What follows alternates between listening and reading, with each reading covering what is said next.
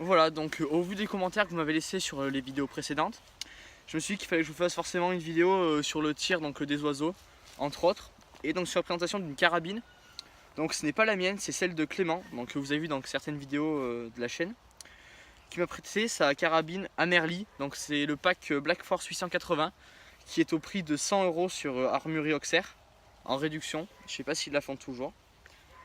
Dessus, quand ils la vendent avec le pack, on a une lunette de la marque Walter en 4x32, ce qui est plutôt pas mal parce qu'on va pas tirer en plein des distances phénoménales, parce qu'elle est à une puissance de 16 joules, ce qui est plutôt correct, on va dire. Voilà, donc les caractéristiques de la carabine, elle est assez lourde, pardon. On est sur du 3,4 kg, 3,5 kg. La lunette, voilà, 4,32, je vous l'ai déjà dit. On a une sécurité à enclencher avec le pouce, ici. Vous poussez, vous retirez, donc là on a la sécurité mise. Quand vous poussez, elle est enlevée.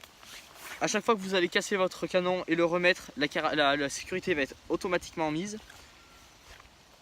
On a une mire avec 2 points lumineux verts et un point lumineux orange en bout. Elle est réglable par cette petite molette que vous voyez ici. Je ne sais pas si vous la verrez bien. La lunette, donc voilà, rien de spécial. Il me semble qu'elle est vendue au prix d'environ 25-30 €, il me semble que c'est ça. Voilà, c'est à peu près tout ce que j'ai à dire sur la carabine. Une très bonne prise en main, hein. C'est vrai que franchement quand on la prend en main on est vraiment directement mis dans la visée, hein, au vu de la crosse qui est assez droite. Voilà, c'est à peu près tout ce que j'ai à dire pour vous présenter l'arme. Donc je vais vous laisser donc avec quelques tirs qu'on a effectués avec Clément. Voilà. Tu filmes ?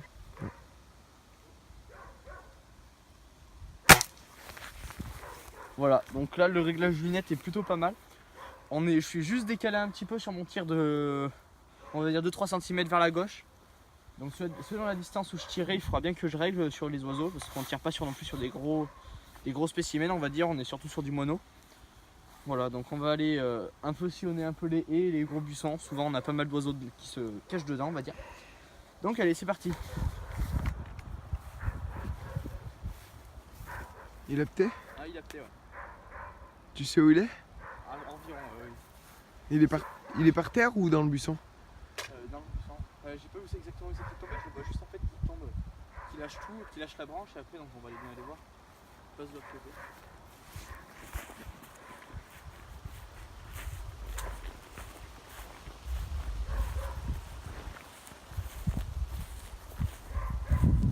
Tiens là, il est sur une branche là. Et je le vois qu'il tombe. Alors tu sais, il était accroché à la branche, il est tombé d'un coup comme ça. Là. Joli tir. Il faudrait juste le retrouver. Quoi. Au moment là, tant qu'il y a les feuilles, encore 5 ans. Passe-moi la cara si tu veux. Vous avez pensé.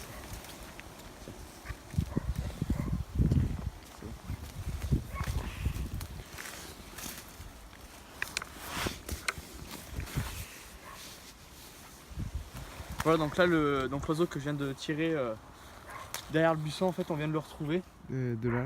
Voilà, en fait il est tombé, il s'est calé dans des branches, donc je vais aller le chercher. Alors, donc il me semble que c'est un mono mâle.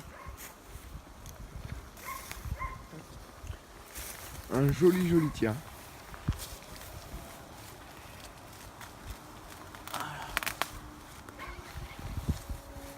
Voilà, donc un beau petit oiseau.